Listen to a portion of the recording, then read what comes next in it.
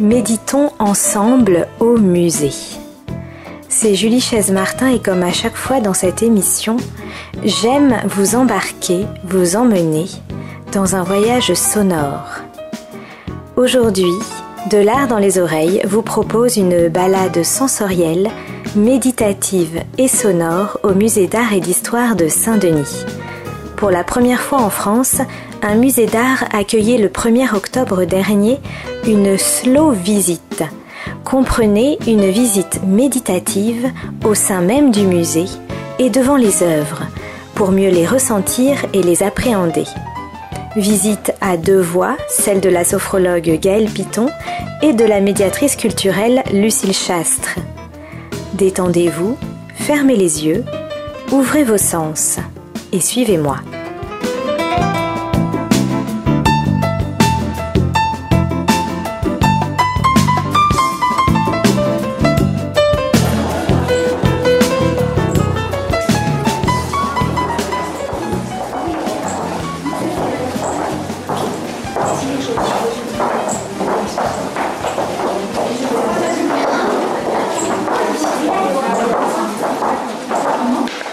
Donc, je suis Lucille Chastre, médiatrice culturelle au musée d'art et d'histoire de Saint-Denis. Donc, mon métier en tant que médiatrice consiste à créer et à réaliser des actions pour permettre aux personnes de rentrer en contact avec ce musée et les œuvres qu'il abrite. Donc, quand on dit des actions, ça peut être bien sûr les visites guidées que vous connaissez, comme les visites plus expérimentales, comme celle de tout de suite. Ça peut être aussi des jeux, des projets annuels qui s'assortissent de création. Et ça peut être aussi des aides à la visite écrites, comme par exemple des livrets, des cartels que vous voyez exposés dans le musée près des œuvres. Donc voilà, c'est un métier créatif. Moi, je m'appelle Gaëlle Piton, je suis donc sophrologue et instructrice en méditation de pleine conscience, on y reviendra. Je suis en libéral à Saint-Denis, porte de Paris, et je travaille aussi beaucoup en milieu scolaire, collège, école primaire et à la rentrée lycée avec les élèves et aussi les professeurs. Voilà. Donc je suis assez active sur le territoire. Et du coup, l'idée, c'était en fait, avec Lucille, on avait envie de mêler, déjà, parce que c'est une rencontre, mais de mêler aussi nos 2 approches pour vous proposer une visite un peu singulière, c'est-à-dire que ça ne va pas être, comme tu le disais, la visite traditionnelle, mais de voir ce qu'il se passe quand on est finalement dans une acuité sensorielle, ou en tout cas dans une présence un peu différente par rapport aux œuvres. Donc c'est vraiment, voilà, prenez-le vraiment comme une expérimentation, et qui, nous l'espérons, vous apportera quelque chose. Et pour démarrer, je voudrais juste que vous nous fassiez part de ce que vous percevez. Là, tout de suite, maintenant, qu'est-ce que vous percevez? La lumière. La lumière, oui. Des voix. Du mystère. Du mystère. La sérénité. Alors du coup, je vais vous inviter à faire une première pratique, qui est une pratique qui consiste à nous centrer sur notre respiration. Mais ça suppose qu'on s'installe confortablement. Donc si vous êtes sur un tapis, je vous invite à vous mettre en tailleur. Si ce n'est pas possible de vous mettre en tailleur à genoux, c'est ok aussi. L'idée, c'est que vous ayez le dos droit. Je vous présente mon assistant qui sonne le début et la fin des pratiques. Voilà, donc à chaque fois qu'on va faire un exercice, le début, la fin, ce sera notre petit repère. Et pour cette première pratique, je vous invite, si c'est ok pour vous, à fermer les yeux. Si vous ne souhaitez pas fermer les yeux, c'est ok aussi. Simplement, je vous demande de poser votre regard quelques mètres devant vous, un regard qui ne fixe pas en fait, qui se dépose, qui est relâché. Et dans un premier temps, on va simplement accueillir notre respiration telle qu'elle est, ici et maintenant, sans rien changer. Peut-être qu'elle est ample, courte, rapide, lente, c'est ok. On accueille la respiration telle qu'elle est. La respiration, c'est l'inspire et l'expire.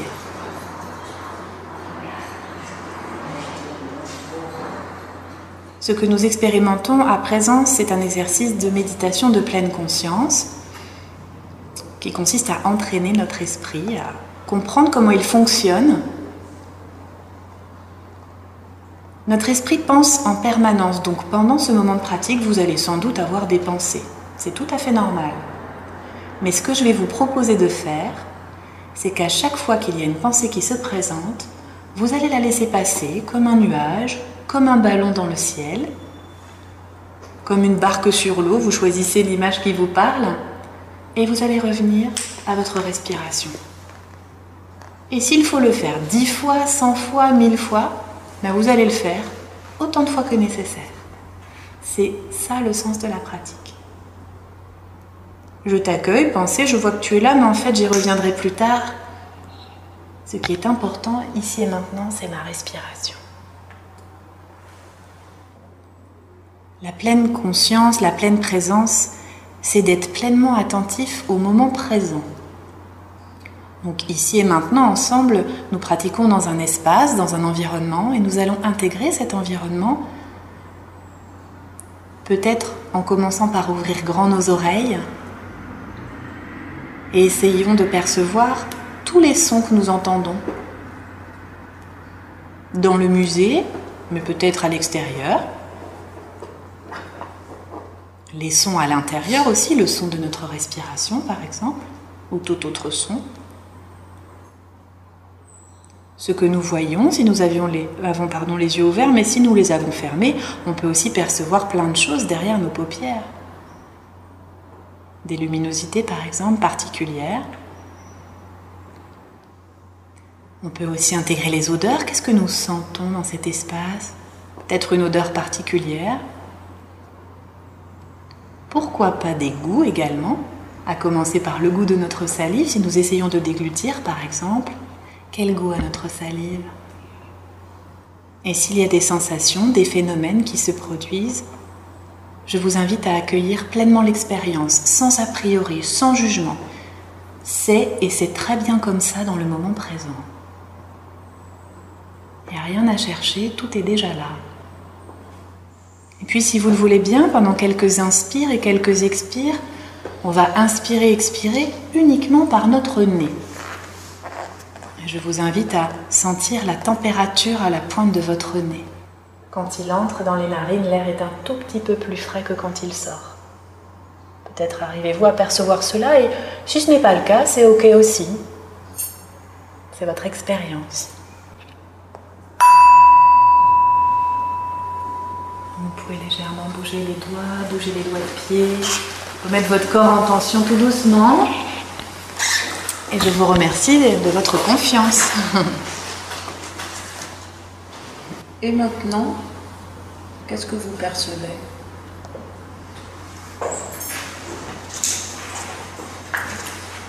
Le calme. Alors là, si je pense aux carmélites, aux religieuses qui habitaient ce lieu, avant que ce lieu ne soit transformé en musée, au XXe siècle, ces carmélites qui passaient leur temps à prier dans ce lieu, eh bien, elles ont besoin de ce calme intérieur pour accéder au cœur à cœur avec Dieu, qui est leur mission essentielle. Et elles disent que la prière du matin, l'oraison silencieuse du matin, quand la nuit a passé et nous a lavé de tous les soucis, est plus facile que la prière silencieuse de l'après-midi. Alors, quand je dis que ces religieuses qui étaient ici étaient silencieuses, elles étaient aussi cloîtrées. L'ordre carmélitain, c'est un ordre où les religieux et religieuses sont complètement coupés de l'extérieur. Encore aujourd'hui, il y a des carmélites, mais vous ne verrez jamais une carmélite dehors. Est-ce que vous, qui êtes là dans une expérience de calme, puisque vous l'avez dit, de calme intérieur même, est-ce que vous êtes complètement coupé de l'extérieur là tout de suite? Non? Qu'est-ce qui vous ramène à l'extérieur? Les bruits. La vie, les bruits de l'extérieur, les bruits, ce qui passe. Oui. La vision. Et la vision aussi, oui. Les personnes qui vous entourent. Oui, les personnes qui vous entourent. Donc il faut imaginer ces religieuses cloîtré certes, mais relié à l'extérieur. Relié par les bruits, comme nous en ce moment. Relié aussi par les courriers qu'elle recevait. Aujourd'hui, elles sont connectées, elles ont Internet. Mais au XVIIIe siècle, ou au XVIIe siècle, donc en 1628, quand elles se sont installées dans ce lieu, elles recevaient du courrier. Elles pouvaient recevoir aussi leur famille. Donc elles étaient, même si elles étaient cloîtrées, elles étaient reliées à l'extérieur. Alors si on se concentre maintenant sur la vue, qui est le sens qu'on a l'habitude d'utiliser au musée, qu'est-ce que vous voyez? La couleur. Oui, de la couleur. Quelle couleur? Des couleurs chaudes. Oui, les couleurs chaudes des parterres. Et ça relie encore à autre chose. Quand vous voyez un jardin comme celui-ci, très fleuri, avec une source au centre, à quoi ça vous fait penser? C'est la symbolique du jardin du paradis. Donc ici, on est relié à la vie qui passe, à la résurrection, à l'éternité.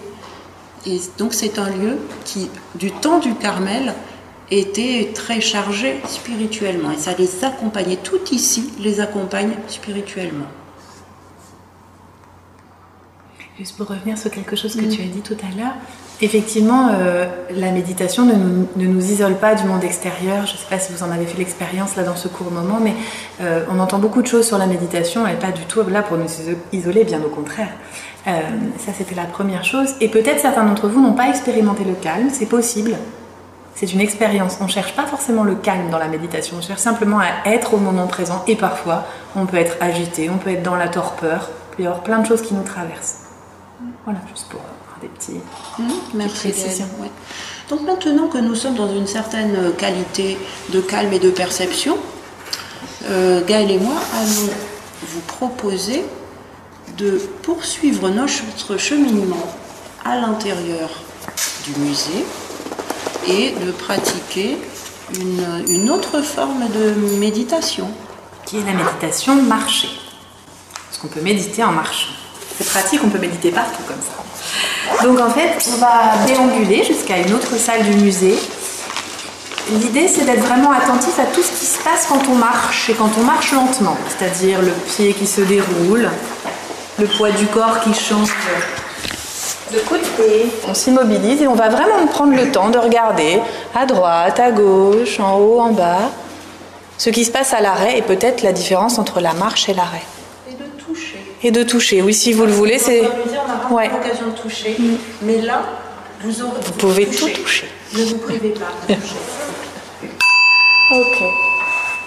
Et tour à tour, on peut focaliser sur d'autres endroits de notre corps, nous demander comment c'est dans ma tête, comment c'est dans mes épaules, dans mon dos, dans mon ventre. Et on va s'arrêter, prendre le temps, là où on s'est arrêté, d'observer. Un peu comme si nous étions des aventuriers et qu'on essayait de percevoir un maximum de choses qu'on n'avait pas forcément vues en passant tout à l'heure. L'extérieur, l'environnement, mais aussi l'intérieur de notre corps, en accueillant notre expérience sans la juger. C'est l'expérience du moment présent. Au moment où je ressonnerai le bol, nous allons avancer et pénétrer dans un autre espace.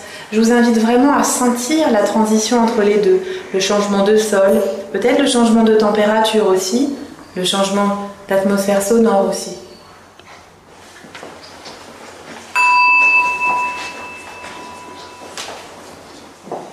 Sentez bien le contact de vos pieds sur le sol, le poids du corps.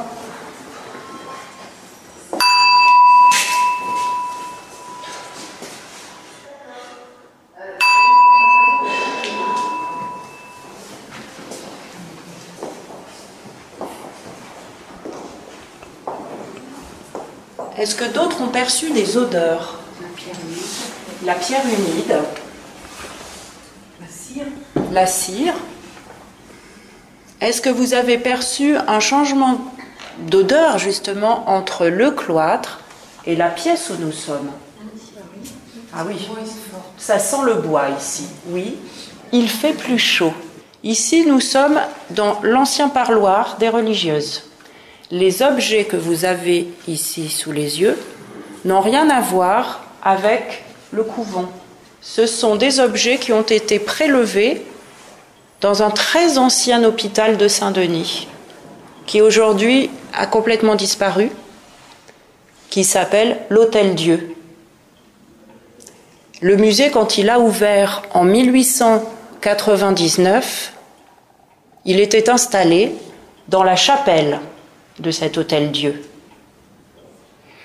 Et par la suite, les conservateurs de l'époque, en déménageant le musée de la chapelle de l'Hôtel-Dieu, ont emmené des objets. Ils ont fait un prélèvement d'objets de cet Hôtel-Dieu. Donc il y a les boiseries de la chapelle, il y a le tableau d'autel de la chapelle, mais il y a aussi des instruments qui étaient utilisés par les sœurs qui soignaient les malades ou qui préparaient des médicaments. Alors je vais vous demander, pendant à peu près je vais vous laisser à peu près 2 minutes pour marcher dans ce lieu à la recherche d'un objet qui vous arrête. Même si vous ne savez pas pourquoi cet objet vous arrête, laissez-vous arrêter par un objet et restez devant l'objet qui vous arrête. Ensuite, Gaëlle et moi conduirons une méditation sur objet. Exactement. Nous allons méditer avec l'objet que vous avez choisi ou qui est venu vous choisir aujourd'hui. Donc laissez-vous surprendre. Suivez-le du regard, suivez-en la forme. Suivez le contour de cet objet. Suivez aussi des yeux toute sa surface. Et là encore, si votre concentration a tendance à quitter l'objet, c'est tout à fait naturel, c'est tout à fait normal. Mais simplement revenez à l'objet tranquillement, sans tension. Comme nous l'avons fait avec les pensées tout à l'heure, c'est le même principe. Pour vous concentrer sur la forme, les couleurs, le poids, pourquoi pas, de l'objet. Si cet objet présente des motifs dans l'ombre ou dans la lumière, il y a des parties de cet objet que vous ne voyez pas, mais vous pouvez les deviner. Essayez en imagination de reconstruire la partie de l'objet qui est cachée, la partie de l'objet qui est derrière ou en dessous. Imaginez-la, imaginez sa couleur, imaginez son aspect rugueux, lisse, crénelé. Reconstruisez-le mentalement.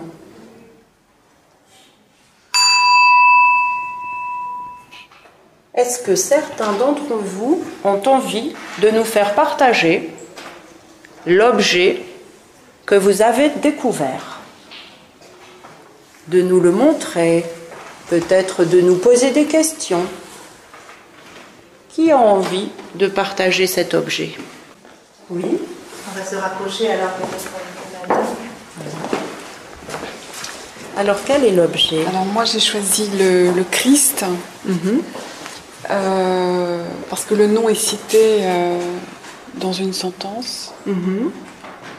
Et offrez sans cesse vos mots et vos prières à Jésus-Christ.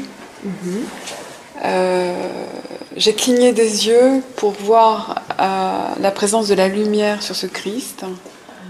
C'est émouvant parce que le visage est dans l'ombre, donc on ne voit pas les stigmates de la souffrance. On s'aperçoit qu'il lui manque des doigts.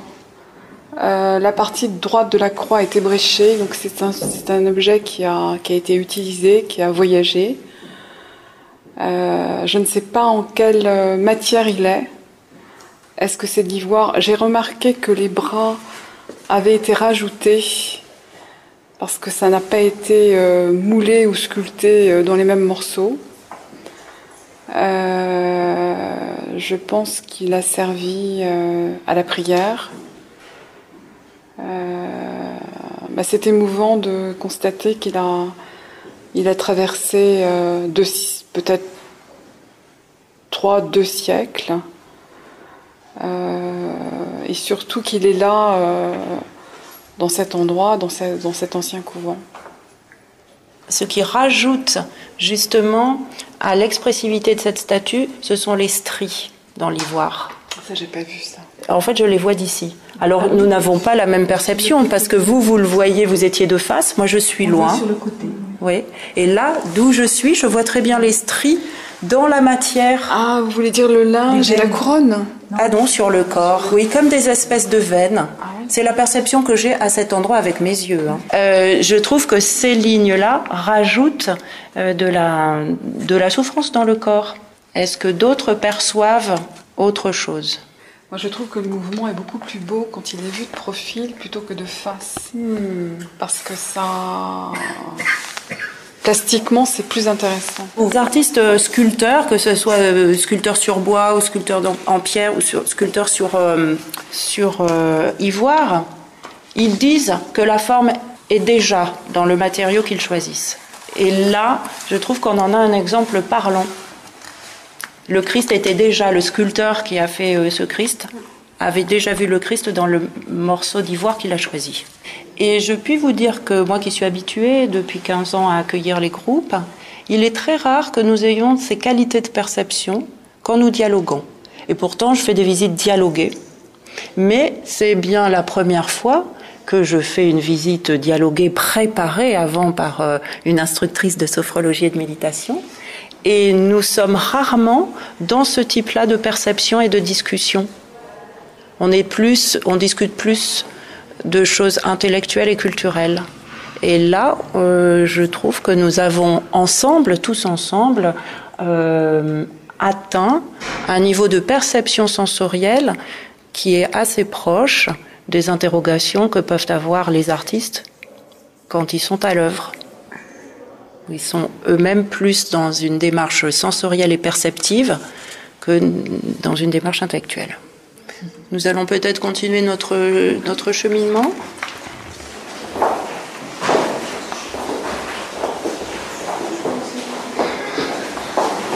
Après l'intérieur du musée et le cloître, la slow visite au musée d'art et d'histoire de Saint-Denis se poursuit dans le jardin. Approcher du jardin des 5 sens, qu'est-ce que vous sentez? Je pense qu'en fonction du lieu où nous sommes, nous ne sentons pas les mêmes choses. Ça sent le thym là-bas. Le thym est romain. Oui. Ça sent le sud. Ici, ça sent la ciboulette où je suis. On sent l'ail. La menthe. Alors nous sommes à l'emplacement du jardin des religieuses qui courait jusqu'à la porte de Paris, donc était beaucoup plus grand qu'il n'est là, et dans lequel elles avaient des arbres fruitiers, des légumes, des fleurs pour l'autel. Elles avaient aussi des petites habitations, on appelle ça des ermitages, où elles pouvaient se retirer pour passer plusieurs jours de solitude complète. À la Révolution française, cet endroit a été acquis par un pépiniériste qui s'appelait Jacques-Louis Dessemet. Et il était bien nommé, ce monsieur Dessemet, puisqu'il créa ici 218 variétés de roses. C'était les toutes premières roses créées par un Français. Donc on peut s'enorgueillir à Saint-Denis d'avoir, en plus à cet endroit, nous sommes dans l'endroit historique où les 218 variétés de roses françaises ont été créées pour la première fois, donc sous le Consulat et l'Empire. Et le petit jardin rond, là précisément où nous nous trouvons, nous l'avons créé en 2009 avec des jeunes gens de l'Institut médico-éducatif Les Moulins Gémeaux à Saint-Denis. Et l'idée était de fournir aux visiteurs un endroit où ils pouvaient toucher, respirer, goûter, et qui était agrémenté de plantes qui ont tout un intérêt patrimonial. Alors tout un intérêt sensoriel évidemment et gustatif, mais tout un intérêt patrimonial. Par exemple ici vous avez une plante comme la garance, je vous invite d'ailleurs à la toucher parce qu'elle a un toucher tout à fait singulier. La garance, là par terre, elle a tout envahi. La garance est une plante tinctoriale qui servait à obtenir la teinture rouge. Et elle était vendue tout près d'ici, au marché aux Gueldres, qui se trouvait place de la Résistance et de la Libération et de la Déportation, là à Saint-Denis, juste à droite en sortant du musée. Vous avez des plantes qui étaient utilisées pour préparer les médicaments, hein, comme le thym, le romarin, la lavande, l'oseille, tout ça, ça servait aux médicaments, qui étaient présents dans l'apothicarie, la sauge évidemment. Et ici vous en avez une, l'acanthe, qui a un intérêt esthétique, décoratif. Tout à l'heure, je vous invite à rentrer dans notre chapelle et vous verrez, toutes les voûtes sont couvertes de feuilles d'acanthe. C'est une plante qui a inspiré les ornemanistes, c'est-à-dire ceux qui dessinent des ornements depuis l'Antiquité jusqu'à nos jours. Donc quand on voit des feuilles d'acanthe dans la chapelle, sculptées, et qu'on les voit après dans le jardin, on s'aperçoit des différences et des interprétations que les ornemanistes en ont tirées. Je croyais que c'était la collation. Nous sommes en pleine présence et en méditation, je vous le rappelle. C'est une expérience. On voulait vous faire venir ici, donc évidemment parce que le jardin des 5 sens, c'était quand même, ça s'y prêtait quand même, mais aussi parce que c'est à l'extérieur et qu'on voulait passer peut-être le message qu'on peut pratiquer partout et que finalement l'enjeu c'est plutôt de pratiquer là avec les bruits de la ville et encore on est relativement protégé. Et donc si je vous ai donné des raisins secs, enfin si on vous a donné des raisins secs, c'est pour pratiquer. C'est pour ça qu'il y en a plusieurs, parce qu'en général, si j'attends trop, il n'y en a plus.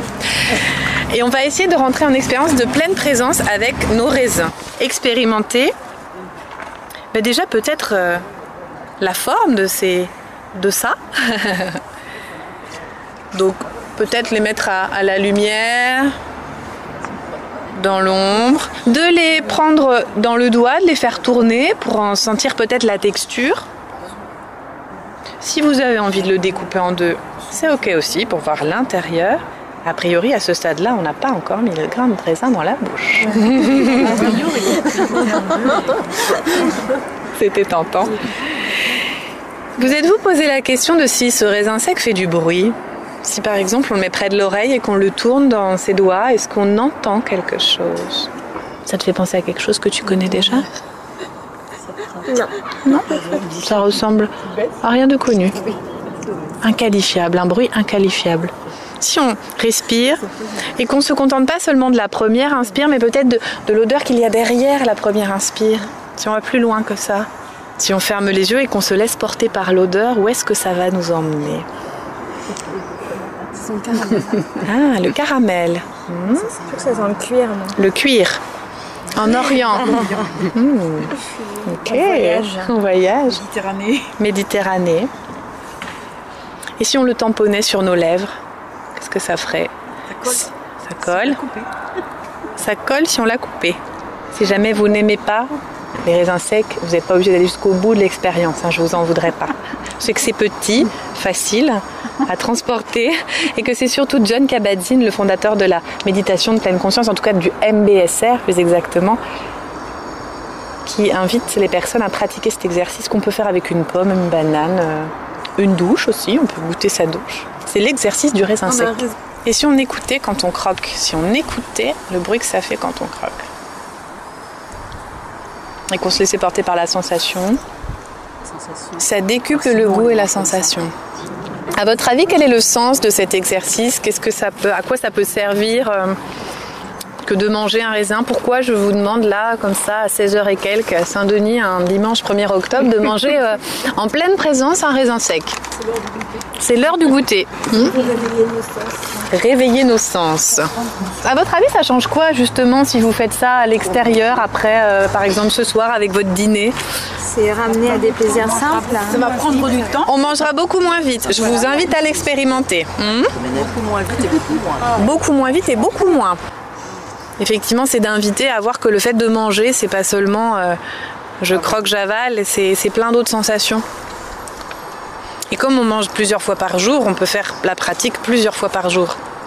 Quand même cette sensation de plaisir en France quand même dans la nourriture. Ouais. Contrairement à d'autres pays qui un peu plus culturel, ouais, l'odeur, le goût, enfin on est quand même attaché. Enfin je pense qu'on est quand même attaché. Il y a une culture qui favorise plus ça. Ouais, plus que la culture anglo-saxonne qui font vraiment là que se nourrir. Ouais, je pense que culturellement on est quand même plus éduqués dans cette. Et depuis des siècles. Oui. Parce que vous voyez, au Moyen Âge, la cuisine se faisait effectivement en fonction du goût. Mais elle se faisait en fonction des couleurs. On associait les aliments les uns avec les autres en fonction des couleurs. C'était très important. Les goûts n'étaient pas d'ailleurs tout à fait comme ceux d'aujourd'hui. On avait le goût fort, le goût sucré, on aimait l'amer. Mais voilà, et on utilisait par exemple l'oseille, on utilisait beaucoup l'oseille pour la couleur verte. Des plantes qu'on utilise comme ça que pour la couleur au Moyen-Âge. Quand on mettait le grain sur les lèvres, quand on mange, on ne met pas comme ça. Et là, on sentait ce que ça collait, on sentait le moelleux. Enfin, ça, c'est particulier, je trouve. Et il y a des aliments avec lesquels, si vous faites ça, vous n'allez pas pouvoir finir l'aliment. Expérimenter. Il y a des aliments où, je ne vais pas faire de généralité, mais au collège, il y a beaucoup donc dans les enfants dont je m'occupe, il y a beaucoup de jeunes qui mangent du fast-food. Et en fait, je leur ai dit, ok, McDo en pleine conscience, tu me racontes comment ça se passe. Pour toi, il m'a dit, j'ai pas fini. Pas fini il avait plus faim. Il avait plus faim. Et je l'ai fait avec des fraises tagada, pensant que tout le monde allait manger. Et en fait, ils en ont voulu une et c'était fini. En tout cas, le fait d'être pleinement présent avait changé quelque chose dans leur perception du. Voilà. Merci infiniment. C'était de la détente, c'était très très agréable. Puis dans un lieu en plus qui est tout près de chez nous et qu'on connaît bien, hein, mais qu'on ne se rend pas suffisamment souvent en fait. Et c'est une manière différente de découvrir le musée. Tout à fait. Ouais. Qu'est-ce que vous avez pensé justement de. Est-ce que vous allez mieux retenir peut-être l'ambiance, l'histoire de ces religieuses ici? Oui, tout à fait, parce qu'en fait quand on fait corps un petit peu avec le lieu, on a touché les pierres, on s'est promené, on a regardé, il y a la lumière, etc. Puis on a l'impression presque de s'approprier un peu les lieux, quoi. C'est comme quand on reproduit un lieu au dessin, en fait, pierre par pierre. Après, quand on y retourne, on a l'impression de le connaître parce qu'on l'a dessiné, quoi. C'est une expérience, quoi, avec les sens. Ça me fait penser à une expérience que j'avais faite quand j'avais dessiné le fort de Brégançon, en fait, d'une toute petite plage que je connaissais. Et quand j'y suis retournée plusieurs années après, c'était imprimé dans mon esprit, en fait. Mais je me souviens bien de oui. Comme quoi, il faudrait dessiner au musée, alors. Des fois, ouais, peut-être. Mais là, non, c'est des sens aussi. C'était la vision et le toucher, mais là, c'est autre chose. Merci. C'est très intéressant pour continuer à faire ce genre d'expérience, justement, dans des lieux qu'on n'a pas l'habitude de voir aussi. Et puis pour le faire même dans la rue, enfin dans plein d'endroits. Quand vous avez vu qu'il y avait ce genre de visite organisée, vous avez eu envie vraiment de venir? Oui, parce que je pratique un petit peu de la méditation par moi-même et je cherche je connais un petit peu la pleine conscience, donc c'était intéressant que ce soit guidé également, autrement que par des livres. Voilà. Au revoir. T'as aimé? Oui. Qu'est-ce que t'as ressenti? Qu'après, on était plus fatigués. Ouais, ça t'a détendu? Oui. Est-ce que tu connaissais ce musée avant? Non. Et comment t'as trouvé la visite dans les salles, dans le cloître? Est-ce que t'as envie d'y revenir maintenant? Oui. Pour voir d'autres objets? Oui. Quel objet t'avais choisi tout à l'heure dans la salle, tu sais, où on devait choisir un objet pour le regarder plus attentivement? Une louche avec des trous. Qu'est-ce que t'as aimé dans le musée le plus? Le jardin. Le jardin? Quelle plante t'as vu? Tu te souviens du nom? Le romarin, la menthe, le thym, la garance et les raisins. Tu t'appelles comment? Adèle. Adèle. Merci beaucoup, Adèle. De rien.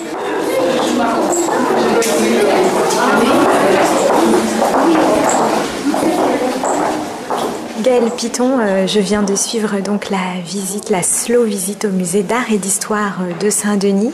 C'est une nouvelle forme de visite que vous avez mise en place avec notamment la médiatrice culturelle Lucille Chastre. Le public vous suit, écoute vos voix à toutes les deux, donc une voix de sophrologue, la vôtre, et la voix de Lucile Chastre qui apporte un complément historique, mais tout se fait sous forme de méditation. Pourquoi vous avez eu cette idée qui est vraiment assez intéressante justement pour appréhender autrement le musée ? Alors déjà, il y a un parallèle assez évident entre l'art et la méditation. En tout cas, moi, je viens de l'art, par exemple, et je suis venue comme ça à la méditation. Et il y a une rencontre avec Lucile, évidemment, de deux envies. Hein. Sinon, ça peut pas se faire sans ça. Mais c'est surtout que la méditation nous permet de nous mettre dans une disponibilité qui me semble très intéressante à utiliser, cette capacité d'attention aux œuvres, cette présence à soi aussi. Du coup, par rapport à une visite, profiter d'une visite, vraiment ressentir les œuvres, c'était tout trouvé en fait. Le pont était tout trouvé, donc je pense pas qu'on a inventé un concept ou quoi que ce soit. On a simplement fait se rejoindre des approches qui sont déjà assez proches. Comment vous avez trouvé le groupe qu'on a eu là à l'instant? Est-ce qu'ils étaient réceptifs? Vous les avez trouvés comment? Moi, j'ai trouvé les gens extrêmement dans l'engagement. Déjà, je suis toujours très touchée parce que je les emmène quand même dès le début, en fait, dans quelque chose qui est pas du tout habituel. C'est-à-dire, on ferme les yeux, on respire ensemble et on est présent dans le silence. On coupe de l'agitation extérieure. Donc, je suis toujours très touchée qu'il m'ait fait confiance, qu'il nous ait fait confiance. Et dans les retours, Lucile l'a noté elle-même. Elle trouve qu'on est plus proche du retour finalement d'un artiste, d'un créateur sur son œuvre, plutôt que dans un retour lambda, je dirais. Enfin, on sentait vraiment qu'il y avait quelque chose qui s'était passé dans la perception des œuvres. C'est-à-dire que là, effectivement, on s'éloigne d'un discours très intellectuel, qui est intéressant par ailleurs, bien sûr, mais on va regarder l'objet, on va presque le toucher parfois, on va regarder ses détails, imaginer, faire jouer l'imagination aussi du public. Tout à fait, oui. Alors, l'imagination, c'est presque dans un deuxième temps parce que c'est vraiment d'être pleinement présent avec ce qu'on regarde, avec l'expérience et qui nous coupe, notre agitation mentale, parce que c'est du mental. On a l'habitude, on est vraiment, en plus en Occident, dans des civilisations qui sollicitent énormément le mental. Et là, c'est simplement faire un petit pas de côté et se dire, et si on prenait d'autres voies, d'autres canaux presque pour accueillir l'œuvre, qu'est-ce qui se passerait? Et en fait, c'est à la portée de tout le monde. Alors, la méditation en groupe assis, ensuite on déambule, on marche et on continue de méditer. Et puis, en troisième étape, en fait, on entre dans une salle, chacun choisit un objet spontanément. Et là, effectivement, il y a aussi cette forme de méditation et vous faites réagir le public. Et là, on a des paroles assez extraordinaires sur les objets. Oui, tout à fait. En fait, la déambulation, elle permet vraiment d'illustrer. Alors certes, dans un temps très court, ça pourrait être complètement décuplé ou en tout cas allongé. On expérimente la méditation assise, la méditation sur le souffle, méditation marchée, la méditation sur objet, en l'occurrence sur un objet d'art, et la méditation du goût avec l'exercice du raisin qu'on a fait dans le jardin des 5 sens. Et on s'est servi de la notion de feedback qui est très importante en méditation et aussi dans une visite guidée, c'est-à-dire qu'on invite, mais c'est vraiment sur la base du volontariat, les personnes à s'exprimer. Parce qu'exprimer, c'est déjà travailler ce vocabulaire sensoriel qui n'est pas forcément extrêmement développé. Et c'est l'enrichir en parlant, en interrogeant qu'est-ce que j'ai ressenti, sans mettre d'interprétation. C'est juste le ressenti. C'est phénoménologique presque, c'est le phénomène qui compte. Alors Gaëlle Piton, est-ce que c'est la première fois que vous expérimentez ce genre de visite au sein d'un musée? Oui, c'est la première fois. Et j'espère pas la dernière. Donc là, vraiment, ça vous a convaincu, j'imagine. Je suis convaincue, oui. Disons que j'ai validé dans l'expérience quelque chose que nous pressentions. On a validé toutes les deux quelque chose que nous pressentions. Et je pense qu'on a des pistes d'amélioration certaines. On en aura toujours, c'est évident, mais pour construire peut-être d'autres choses. Et j'espère vraiment qu'on va continuer à développer ce beau projet. Donc là, on était le 1er octobre. Est-ce qu'il y en aura d'autres ou est-ce que c'est encore en projet? Alors, il y a peut-être un projet, mais rien n'est définitif encore pour le Slow Art Day, qui est donc une manifestation internationale qui a lieu en avril, je crois. Donc, on aimerait proposer quelque chose d'autre. Et puis, avec Lucile, il y a un projet aussi éventuellement puisque je travaille dans l'éducation nationale avec les professeurs, etc., de leur proposer cette pratique au musée, parce que ça peut complètement rejoindre aussi les apprentissages, tout simplement. Donc on a des pistes, rien de défini, rien de fixé, mais des pistes, ça c'est sûr. En tout cas, merci beaucoup Gaëlle Piton de nous avoir fait partager ce moment d'expérimentation et ce moment de détente aussi, puisqu'il faut le dire, on a besoin aussi aujourd'hui de se détendre et de prendre le temps peut-être pour mieux appréhender tout ce qui nous entoure finalement. Tout à fait. Merci beaucoup à vous. Merci. Je rappelle que vous êtes sophrologue et que vous avez initié donc ce genre de slow visit au musée.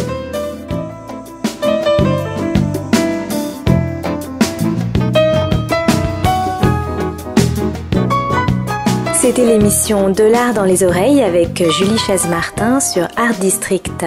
Balades et voyages culturels à retrouver les lundis, mercredis et vendredis à 12h.